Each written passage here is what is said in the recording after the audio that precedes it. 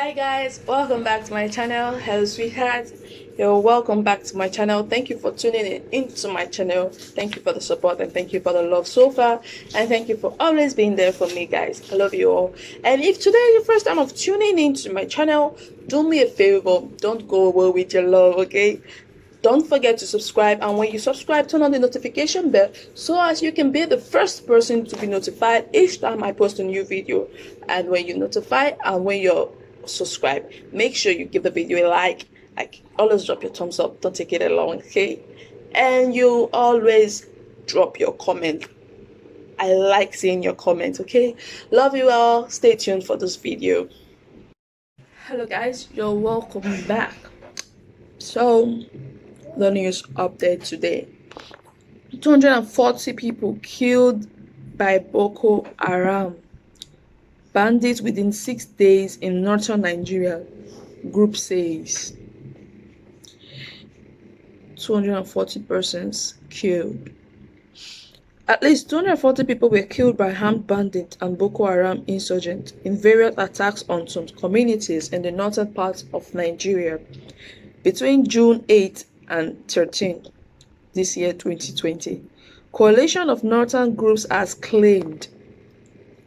Abdulaziz Suleiman, the CNG spokesperson, in a statement on Wednesday said, Nigerians have steadily lost confidence in the ability of authorities to reverse the uncertainties arising from the cyclical violence which has continued to ravage the country. The statement read, within just 6 days, between on Monday, the 8th of June, and on Saturday, the 13th of June, 2020, that is this 2020, the North lost over 240 lives in several attacks, representing the highest number of deaths in such a short period in recent times. A boy walks past the remains of a village burnt down by Boko Haram of the outskirts. The Nigeria Security Tracker, which compiles violence incidents around the nation, stated that 114 persons lost their lives in Borno State alone within this period, with Katsina State following on the list of fatalities, as 75 people were killed. In the previous week, deaths caused by violent events stood at 183. While between Monday, May 25th and Sunday, May 31st, the number of violent deaths reported by the tracker stood at 149. Alarmed by the regularity of this incident and the audacity with which the killers roam and operate freely, the coalition of northern groups organized a series of region-wide protests against the killing of innocent people, starting from Katsina and Niger State on 16th of June 2020. The protests scheduled to take place simultaneously in all the remaining northern states were to call attention to the numerous deficits in the security arrangement that needed to be rectified to tackle the current capabilities of the bandits and other terrorist groups. The group said it decided to suspend its marches and explore additional avenues to sustain the momentum and urge the government to keep on to its renewed commitment. It added, in place of the halted protest, the CNG hereby resolves its state coordinators to raise their levels of vigilance and to assist the security forces with credible, relevant intelligence needed to tackle the situation. All CNG state coordinators and officials of affiliate groups to commence the immediate process of compiling all aspects of security warriors in their respective states to deliver to the various state commissioners of police for onward transmission to the chief executive, and thereafter address the press at NUG centers in groups of not more than 25 each, to demand that within the next 3 months, the federal security forces must carry out proper threat assessment of the situation to review the current poor law enforcement, poor intelligence, and the lack of synergy among their vulnerabilities. The federal authorities must tame the exponential rise in the rate of attacks and the number of terror gangs, halt the proliferation of illicit arms, and mop up the estimated 350 million small arms and light weapons already believed to be in Nigeria, with a large percentage in the north. Government must take steps to ensure that all security budget allocations are released in full to the relevant agencies on quarterly basis to ensure sufficiency. The federal and state government must commence the process of resettling the displaced communities. The federal legislatures must do their job by quickly moving to amend the clause in the Constitution to allow for multiple securities and public safety arrangements in the country. At the federal, state, and local government levels, the CNG vowed to embark on renewed protests on a much wider scale if, at the expiration of the 3-month period, government commitment to safeguarding the lives of citizens all over the country remains mere rhetoric.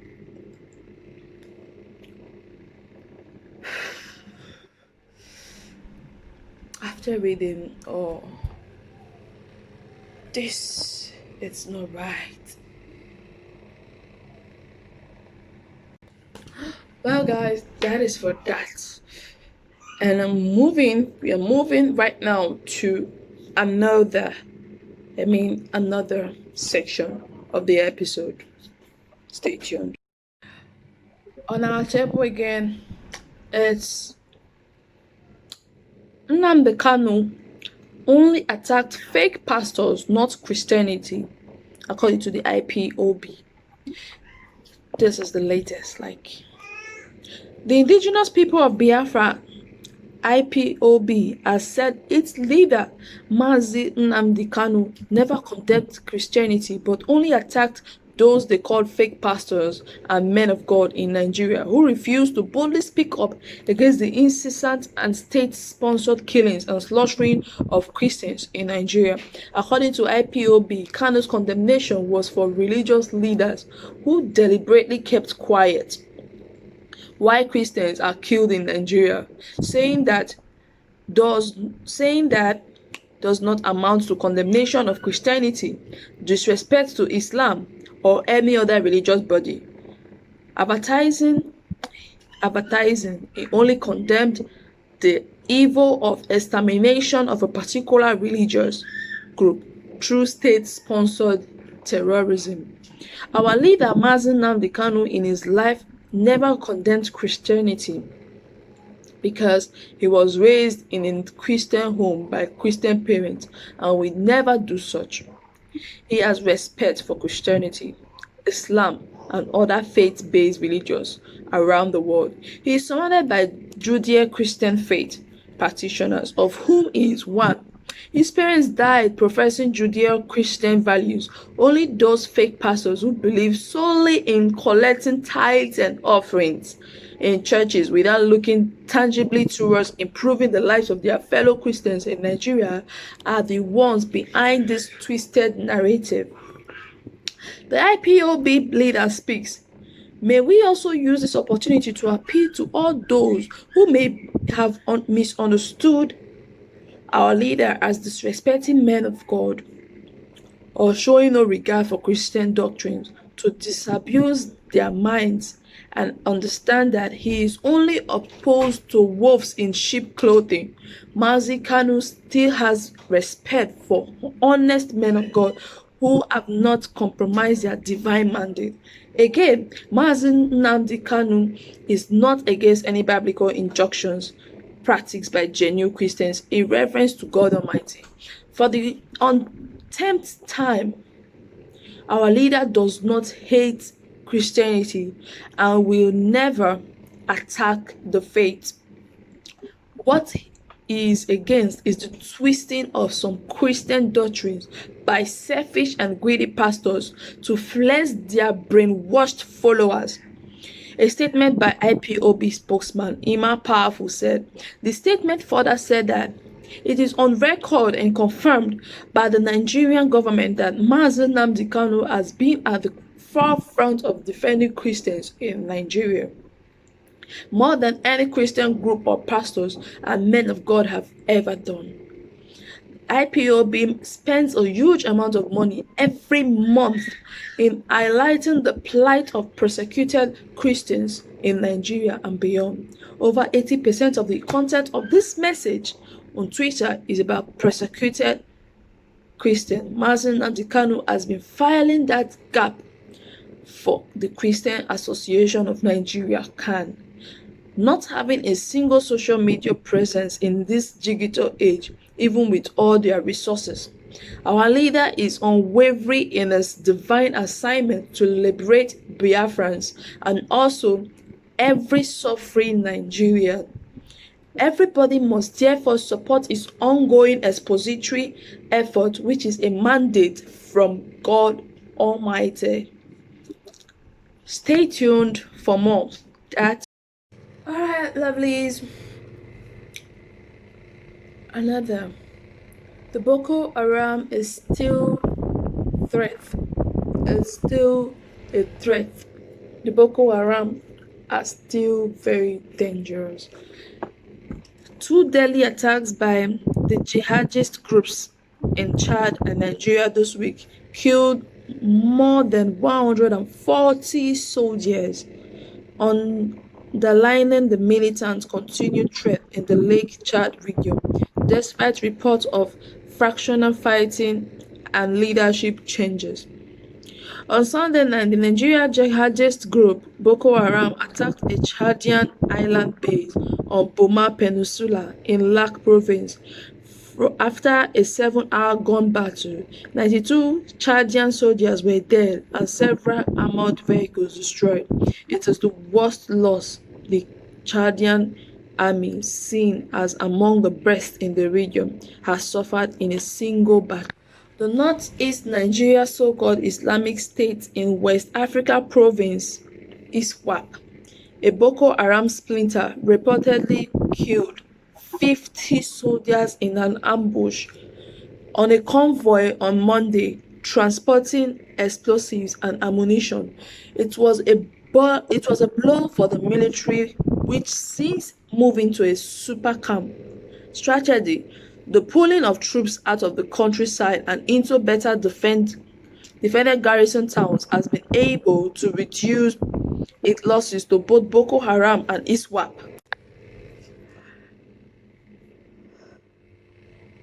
That's not good. Close to 8 million people are in need of aid in northeastern Nigeria.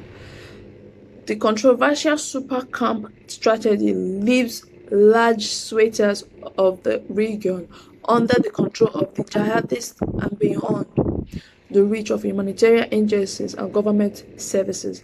The war against Boko Haram and ISWAP, which began in the northeast more than a decade ago, has spilled into neighboring Cameroon, Chad, and Niger.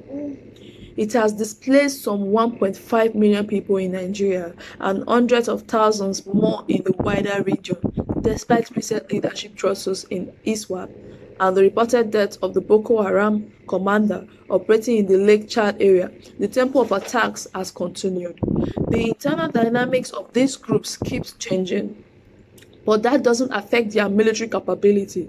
Murtala Abdullahi, a researcher in Home Angle, an online news service specializing on insecurity in Africa, told the New Humanitarian. Here you say the Boko Haram is still a threat. Going over again to another news. Stay tuned. Right about now, we are moving over to another news. A stabbing attack at a hotel in Glasglow city center has left a number of people injured and a police officer in a critical condition in Glasgow City in the UK. A male suspect has been shot dead by armed police at the scene of the incident at the city's Park Inn Hotel. 6 people have been treated in hospital, including the 42-year-old officer who suffered knife wound. His condition is said to be critical but stable. The member of the public heart were aged 17, 18, 20, 38, and 53 respectively. Scotland First Minister Nicola Sturgeon described the incident as truly dreadful, but said it was not being treated as terrorism related. Police say the incident is now contained and there is no threat to the wider public. Armed police have sealed off West George Street, and paramedics in hazmat suits were seen treating a person on the blood-stained pavement. Footage of the incident showed armed police outside a building as a number of people ran out with their hands up. They saw people bloodied being taken on stretchers from the Park Inn Hotel, which had been housing a number of asylum seekers and refugees. Louisa, who was in a building on the same road as the hotel, said, I saw people being treated with blood on the ground. I saw people running out of the hotel with the police shouting, "Put your hands up, put your hands up, come out." There were police cars, ambulances all over the street, and they cordoned it off. Police were shouting to people in their buildings near the parking hotel to stay inside and not come into the street.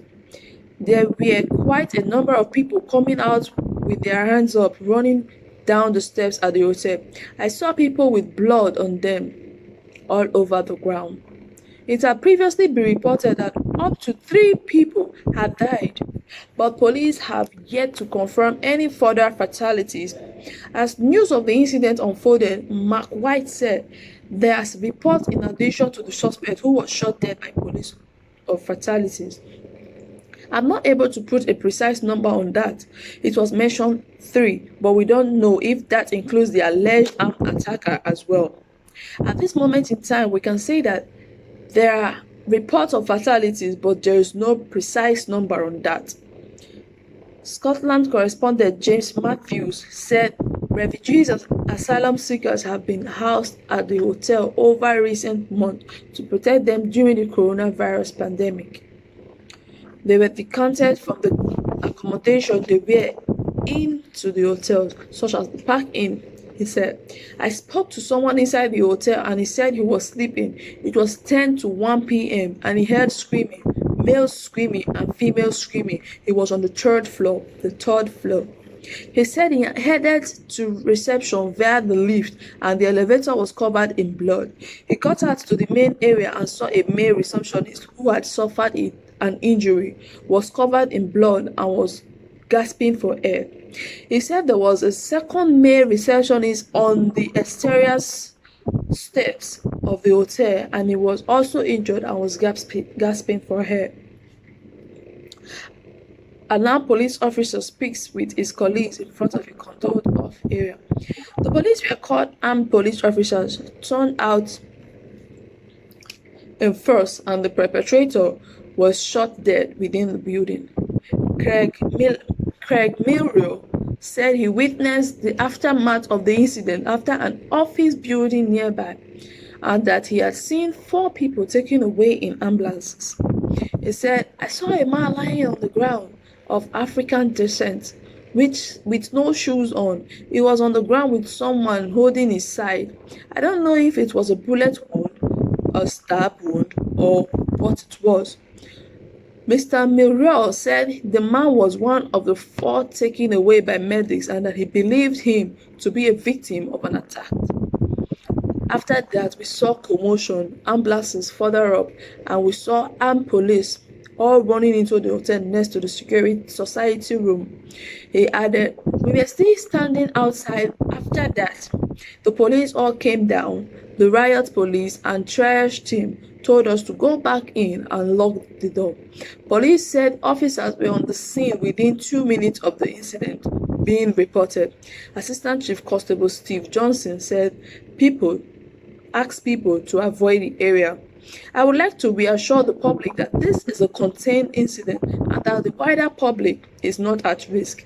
Armed police officers attended the incident and I am confirmed that a male suspect was shot by an armed officer. I would like to reassure the public that at this time we are not looking for anyone else in relation to this incident. The individual who was shot by armed police has died. 6 other people in the hospital for treatment to their injuries, including a police officer who is in a critical but stable condition.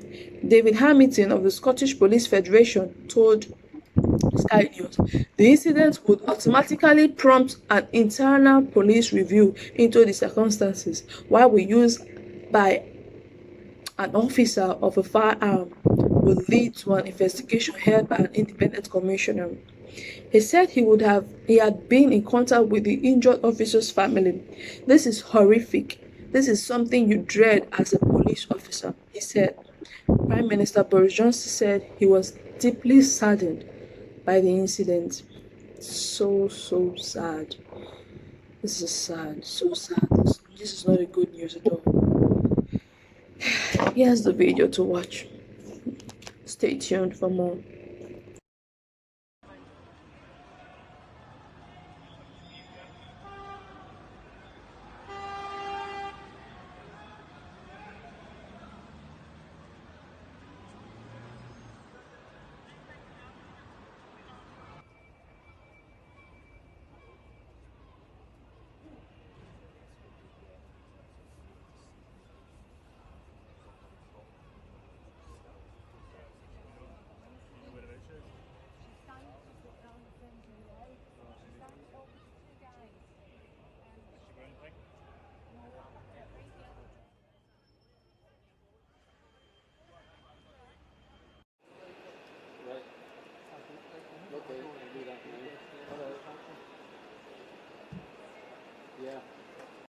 Alright guys, you're welcome back from that video you said.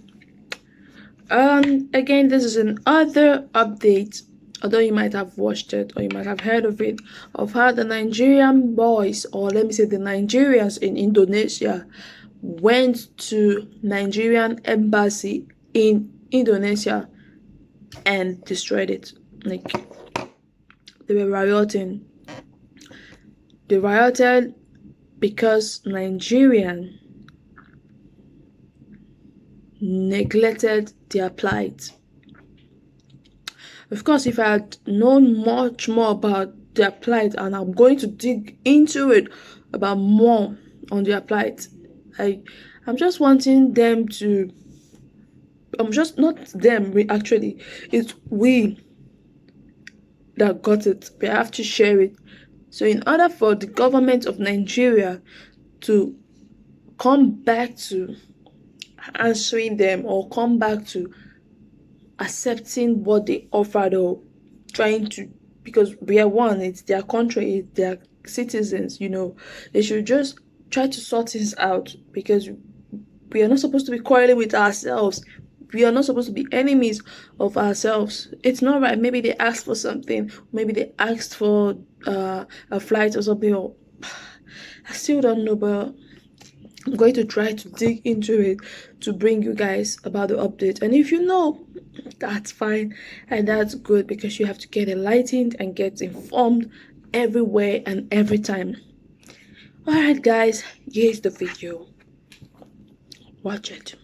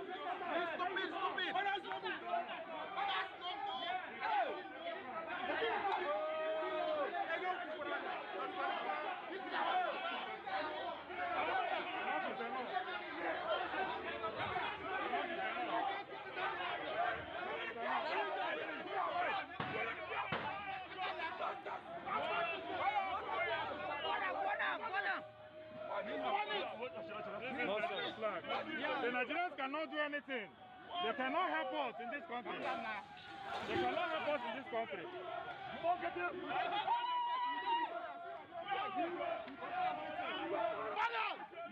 Nigerians are not helping us in this country. The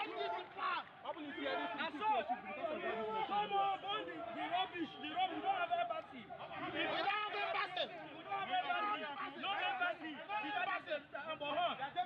Nigeria don't have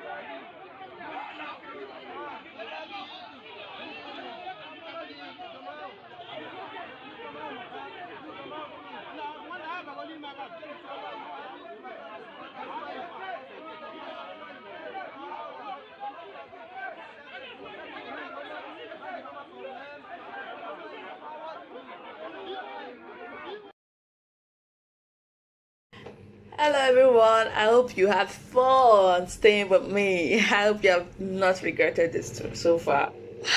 Alright guys, thank you for watching this video. Thank you for staying tuned, and we'll be back with more videos. Like I said in the initial state, drop your comments and give the video a like, subscribe, and turn on the notification bell so as you can be the first person to know each time I post a new video. Till I come your way again next time. Bye.